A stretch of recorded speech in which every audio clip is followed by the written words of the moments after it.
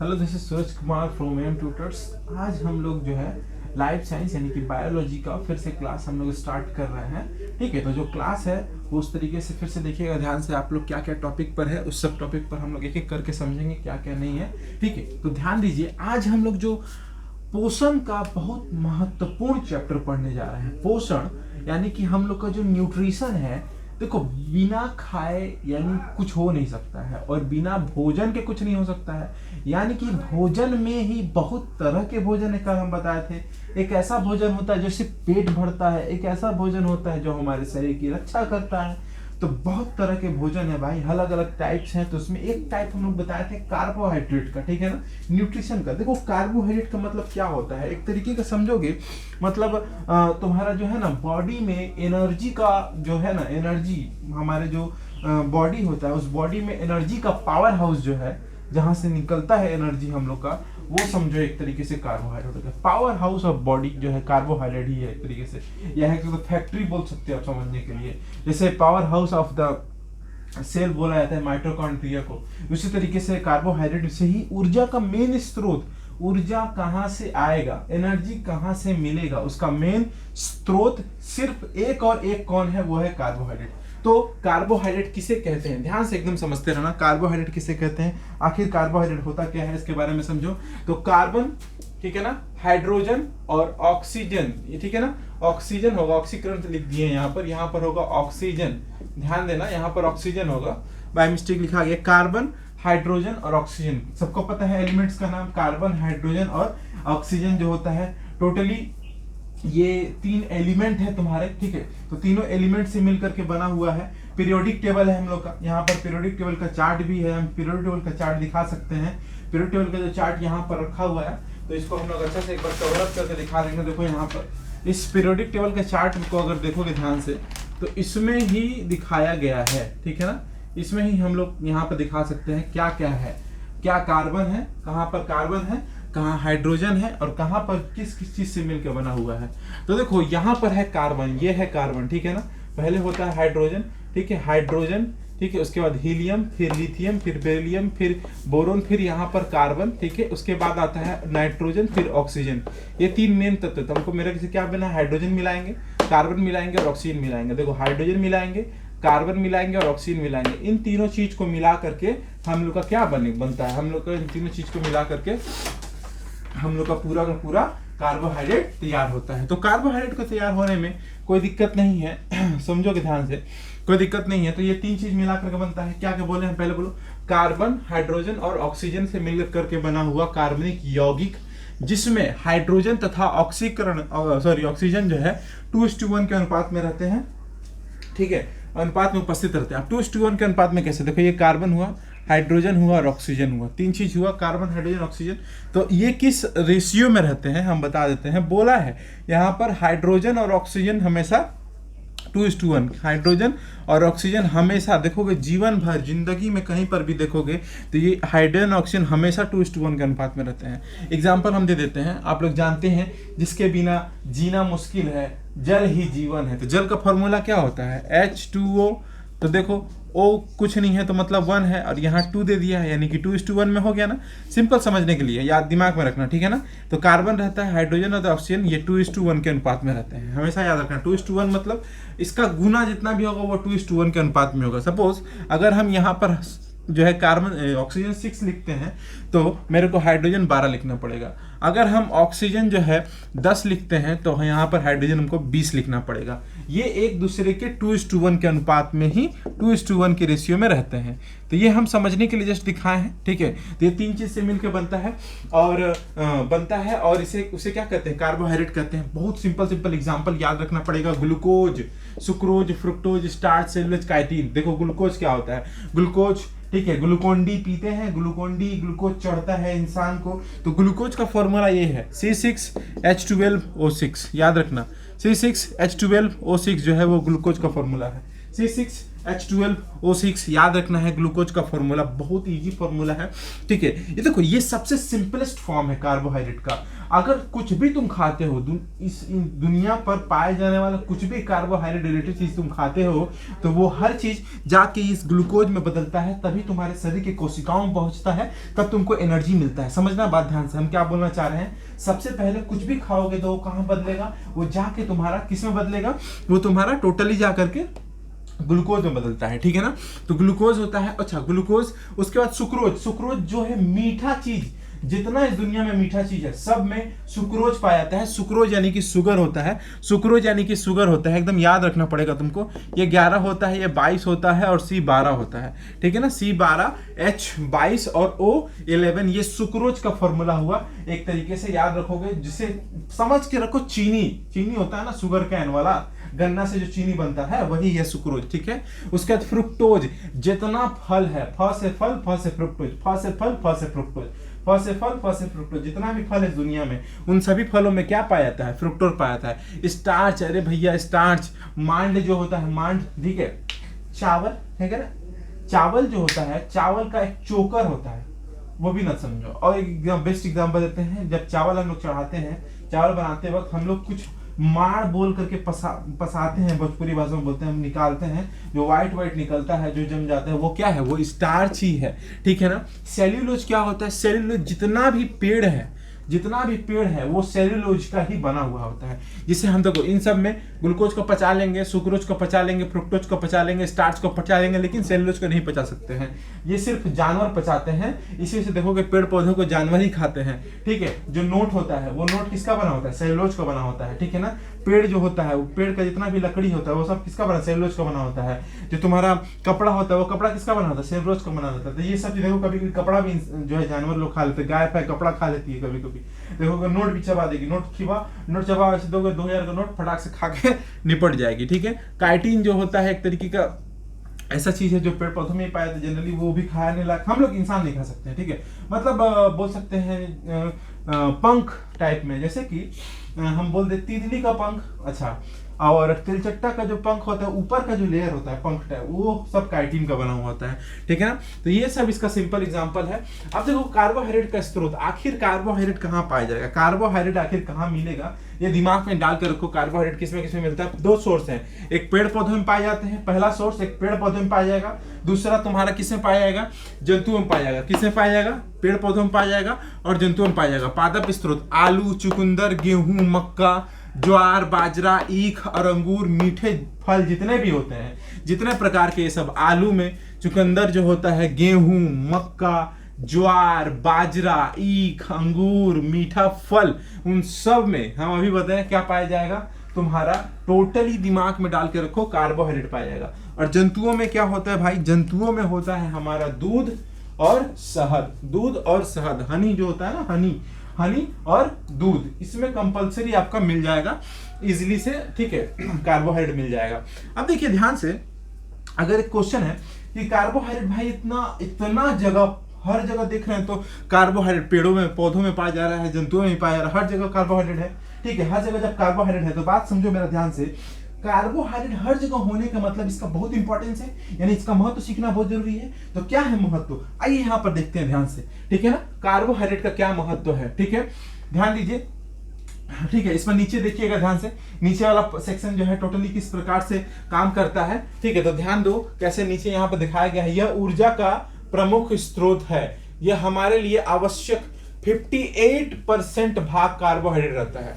58% भाग, कितना परसेंट भाग, 58% भाग जो है कार्बोहाइड्रेट रहता है। ध्यान दीजिएगा, ऊर्जा का प्रमुख स्रोत है जो हमारे लिए आवश्यक 58% भाग होता है, ठीक है, रहता है, 58% भाग रहता है। तो ध्यान देना, यह शरीर में ईंधन का काम करता है। ईंधन मतलब क्या होता है, फ्यूल बोल सकते हैं इंग्लिश में, ठीक है। मतलब एक समझो एनर्जी का बेस्ट सोर्स जो है वो क्या है, कार्बोहाइड्रेट। मतलब देखो, बिना ईंधन का गाड़ी नहीं चलता है, बिना ईंधन का कुछ भी नहीं हो सकता है, खाना नहीं बन सकता है, एलपीजी गैस जो होता है कुछ भी नहीं तैयार हो सकता है, बिना ईंधन का फैक्ट्री नहीं चल सकता है। तो सोचो, बिना ईंधन का हमारा शरीर कैसे चल सकता है, तो मैंने बिना कार्बोहाइड्रेट का हमारा शरीर नहीं चल सकता है। यानी कि ये हमारा फ्यूल हो गया, कार्बोहाइड्रेट क्या हो गया, हमारा फ्यूल हो गया, ईंधन हो गया।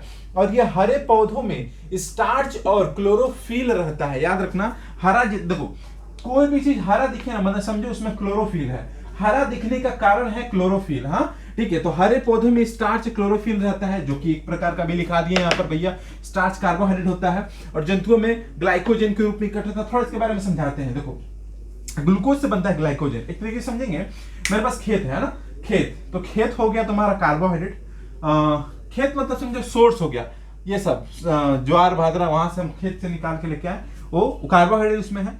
अब उसको हम ले आकर के कहाँ रखेंगे, माल बहुत सारा आलू का खेती हुआ 100 टन, हम उसको क्या तुरंत खा जाएंगे, बाजार में बेच देंगे। बाजार में बेचेंगे तो वो लोग अपने स्टोर रूम गोदाम में रखेगा, तो जब वो लोग गोदाम में रखेगा तो गोदाम में सजा उजा के रखेगा, तो वही हमको, लेकिन मेन हमको चाहिए क्या, आलू चाहिए। तो समझो आलू हुआ ग्लूकोज, माने हमारे शरीर को चाहिए क्या, हमारे शरीर को चाहिए ग्लूकोज। क्या चाहिए, ग्लूकोज। और ग्लूकोज को हमारे शरीर को चाहिए ग्लूकोज, और ग्लूकोज को डायरेक्टली तो हम ले नहीं सकते हैं, तो हमको जो है गोदाम में जाकर डायरेक्ट मिलना पड़ेगा। मान लो हमको 1 केजी आलू चाहिए, 1 केजी आलू थोड़ा खाएंगे, 1 ठो आलू खाएंगे, 2 ठो आलू खाएंगे, तो उसके लिए हमको क्या करना पड़ेगा, आलू के गोदाम में तो जाना पड़ेगा ना भाई।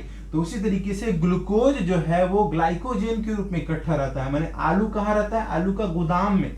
आप समझ में आ रहा है, मतलब ग्लाइकोजन क्या हुआ, एक तरीके से समझो स्टोर रूम हुआ। किसका स्टोर रूम हुआ, ग्लूकोज का स्टोर रूम हुआ, जहां वो सब इकट्ठा रहते हैं बढ़िया से। ठीक है, इसीलिए ग्लाइकोजन जो है स्टार्च के रूप में भी रहता है, इकट्ठा रहता है हमारे बॉडी में। एक एग्जांपल दे देते हैं तुमको, बढ़िया से समझ में आएगा। जैसे ये हमारा बॉडी हो गया, ये पूरा बॉडी हो गया। हम लोग पहले बचपन में हम लोग का हड्डी हड्डी होता था, अभी थोड़ा मोटा हो गया, मांसपेशियां आ गया है। तो ये जो मांस चमड़ा दिख रहा है, तो ये चमड़ा है, ठीक है ना, चमड़ा दिख रहा है। चमड़ा के नीचे जाओगे तो व्हाइट व्हाइट कभी कट जाता है तो व्हाइट दिखता होगा। ये जो व्हाइट है, व्हाइट के नीचे जाओगे तो मांस होगा, मसल्स जिसको बोलते हैं। तो वो जो व्हाइट जो दिख रहा है वो क्या है, वो यही ग्लाइकोजन ही तो है, इकट्ठा है। अब देखो कोई कोई आदमी जो है नौमी रखता है दुर्गा पूजा में, तो जब नौमी रखते हैं इसका मतलब क्या हो, 9 दिन का फास्ट कर रहा है, तो 9 दिन बिना खाए पिए कैसे जिंदा रहेगा भाई, इसको ग्लूकोज नहीं मिलेगा। तो अरे तो ग्लूकोज वो साल भर 365 दिन खाया, तो सभी ग्लूकोज इकट्ठा हुआ है, सभी ग्लूकोज खर्चा कर दिया, वो नहीं, वो क्या किया है, बचा बचा के कुछ कुछ, मान लो 100 ठो ग्लूकोज आता था तो 50 ठो ग्लूकोज यूज करता था, 50 ठो रखता था, तो शरीर फूलता था। तो लास्ट में वो फूलते फूलते फूलते फूलते फूलते बड़ा हुआ। और जब वो फास्टिंग करेगा तो क्या होगा, देखो वो रोजा हो जा रहता है, भोजन तो पतला हो जाता है। क्यों, क्योंकि वही ग्लाइकोजन कट कट के यूज होता है। समझ में आ रहा है ना, शरीर तो चलना बंद नहीं हुआ है ना। ठीक है, तो यह वसा जो है उत्तकों में बदल करके संचित रहता है, और ये आरएनए और डीएनए का निर्माण में बहुत बहुत बहुत हेल्पफुल होता है। ठीक है, अब देखो ध्यान से, अच्छा एक और चीज बताना बहुत इंपॉर्टेंट भूल गए, यहाँ पर जो बोला था, ठीक है, 1 ग्राम कार्बोहाइड्रेट, 1 ग्राम कार्बोहाइड्रेट का मतलब क्या होता है, 1 ग्राम कार्बोहाइड्रेट में 1 ग्राम कार्बोहाइड्रेट में कितना होता है, टोटल 4.2 किलो कैलोरी ऊर्जा होती है। मतलब समझो तुम 1 ग्राम आलू खाओगे तो तुमको कितना एनर्जी मिलेगा, 4.2। एक इंसान को एक दिन कम से कम 2500 से लेकर के 2000 किलो कैलोरी एनर्जी की दरकार पड़ती है। मतलब अगर तुमको सपोज 1 ग्राम कोई चीज खाते हो तो 1 ग्राम कार्बोहाइड्रेट खाते हो तो 4.2 मिल रहा है। तो मतलब हमको अगर 10 ग्राम खाएंगे तो कितना होगा, कम से कम 42 मिलेगा।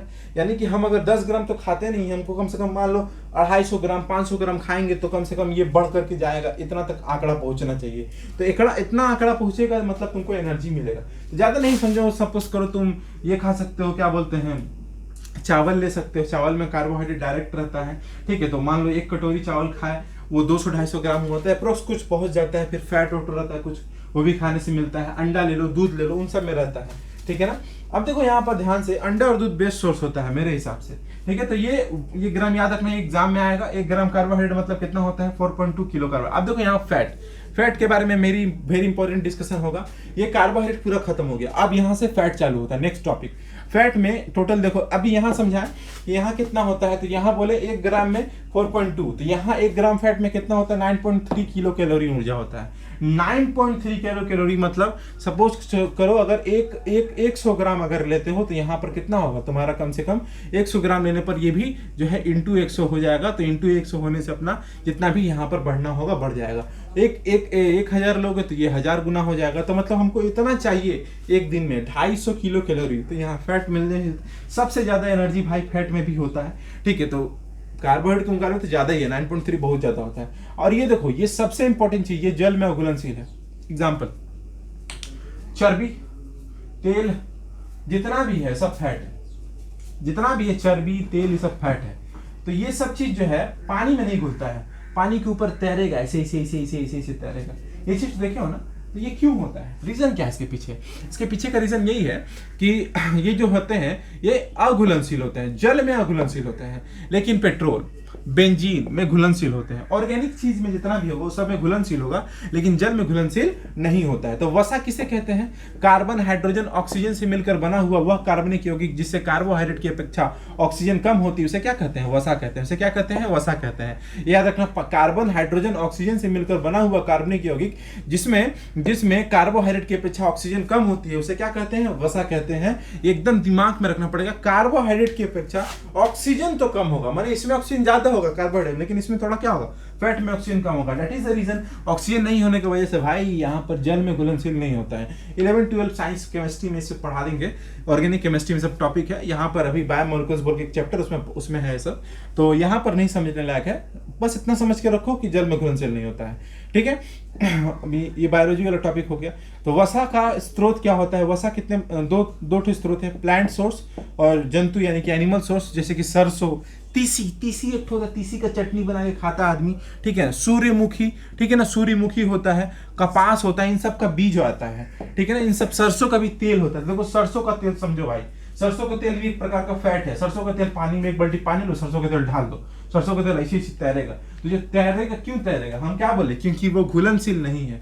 अगर सरसों जो है तेल में, पानी में घुलनशील होता, तो जितना भी मार्केट वाला लोग है सब क्या करता है बोलो, पानी लेता है 1 लीटर सरसों तेल लेता, घुला के मिला के बेच देता सबको, तो वहां पर फायदा रहता है उन लोग का। लेकिन ऐसा होता नहीं है, इसी वजह से मिलावट नहीं कर पाते। जैसे दूध में हम लोग मिलावट कर पाते हैं आसानी से, 1 केजी दूध को हम 2 केजी दूध बना सकते हैं, 1 केजी दूध को 1.5 लीटर दूध बना सकते हैं। तो रीजन है ना ये सब का जो है कि ये साइंटिफिक रीजन है, ठीक है।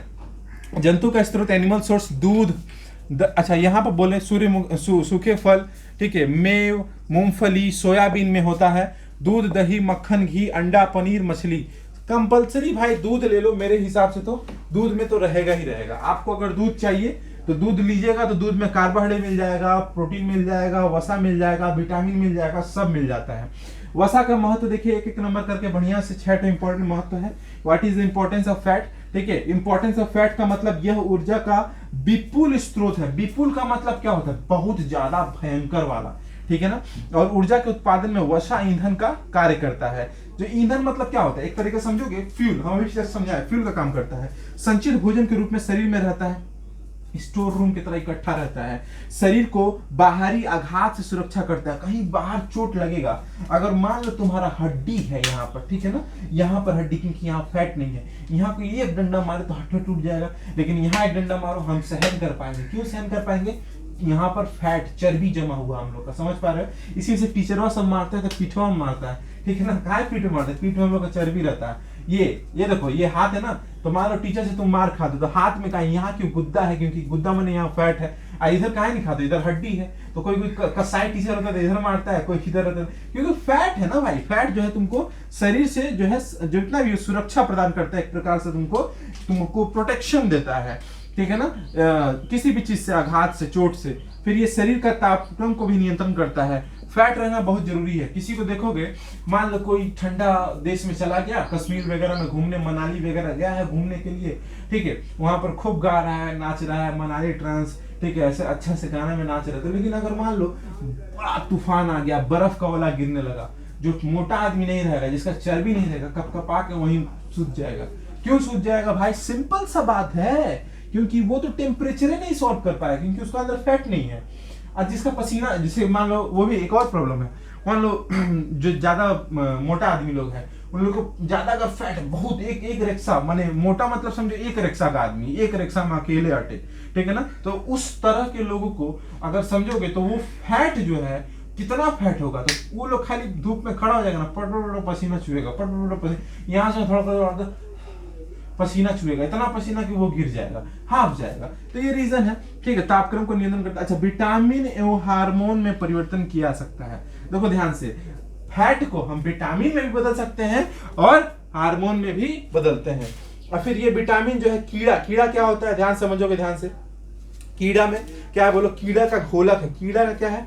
कीड़ा का घोलक है, मतलब कीड़ा, विटामिन के, विटामिन ई, विटामिन डी और विटामिन ए, ये 4 को विटामिन में घुलनशील है। फिर से बोल रहे हैं, विटामिन के, vitamin E, vitamin D, vitamin A, इसके बारे में भी बहुत डिटेल चैप्टर है, पूरा अच्छा से पढ़ाएंगे। इन सब में घुलनशील है, बाकी सब में घुलनशील नहीं है। सो वीडियो जो है कैसा लग रहा है, कैसा नहीं लग रहा है, सबसे पहला चीज आपको लाइक करे या ना करे, सबसे पहले इसको शेयर करना है। आप लोग को शेयर इसलिए करना है, देखिए बता रहे हैं, इस लॉकडाउन का सिचुएशन में, कोरोना के महामारी में बच्चे पढ़ाई नहीं कर रहे हैं और बच्चों का पढ़ाई पूरा डिस्टर्ब हो गया है। तो हम जिम्मेदारी लिए हैं भैया, देखिए फ्री ऑफ कॉस्ट यहाँ पर सभी लोग पढ़ सकते हैं, हम लोग कोई चार्ज नहीं ले रहे हैं, आपको यूट्यूब फ्री ऑफ कॉस्ट पढ़ाने का कार्यक्रम है, ठीक है। तो यहाँ पर जो है लाइक करें और शेयर ज्यादा करें अपने स्कूल स्टूडेंट्स को, जितने भी हैं अपने स्कूल फ्रेंड्स को, कोचिंग के फ्रेंड्स, कहीं पर भी कोई पढ़ रहा है उनको ये वीडियो शेयर कर दें, एटलीस्ट वो बच्चा पढ़ाई से जुड़ा रहे।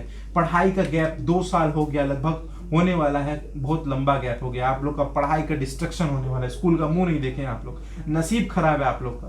तो जो भी है शेयर करिए, like is not important but share important है। सब्सक्राइबर बढ़ा के इतना कर दीजिए कि ये वीडियो इससे ज्यादा अपलोड हो आप लोग का। सो वीडियो कैसा लग रहा है, सब्सक्राइब करें और शेयर करें। जय हिंद।